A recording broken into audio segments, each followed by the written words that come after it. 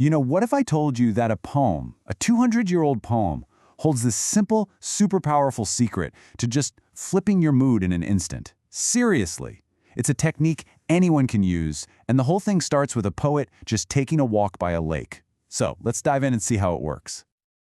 Okay, but first, a question for you. And I want you to really think about this for a second. Do you think a single memory, just one, happy moment that you replay in your mind, can actually cure a bad mood? I know, it sounds way too simple, right?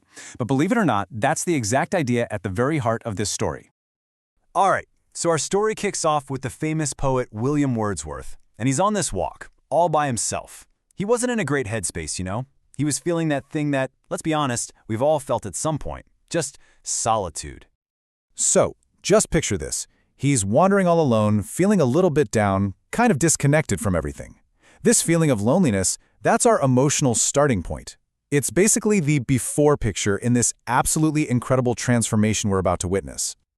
But then, something changes, just like that. As he's walking, he stumbles upon this sight, something so unexpected, so beautiful, that it just completely flips his entire perspective on its head. This, right here, is the turning point of the whole poem. So, what did he see? Well, get this. It wasn't just a few flowers. We're talking about a massive, huge crowd of golden daffodils. They were growing right there under the trees, next to the water, and they were all just dancing in the breeze. The poem actually says they looked cheerful and alive, almost like a happy crowd of people. And the effect? Oh, it was instant. That lonely feeling? It just melted away. In its place was just pure happiness, a real sense of peace. The beauty of it all just filled him up completely. But here's the thing. What's really fascinating isn't just what happened right then and there. It's what happened later. See, this wasn't just a quick, fleeting good mood that disappeared. That field of daffodils, it became like a permanent gift. It was a memory he could pull up anytime he needed it, and that fundamentally changed how he handled feeling down. Okay, so this is the core idea, the secret sauce of the whole poem, right here in action.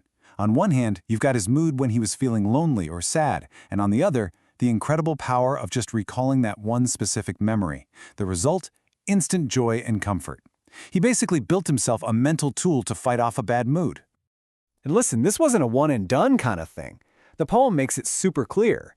Whenever he felt down, he could just hit play on that memory. He'd see those daffodils dancing in his mind's eye, and that feeling of peace would come rushing right back.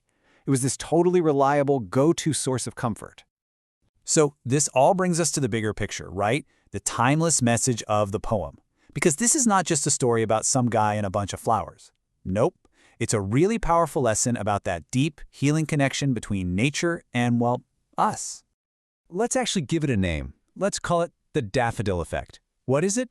It's this amazing ability that nature has, not just to wow us in the moment, but to give us these cherished memories that we can actually use to turn sadness into happiness later.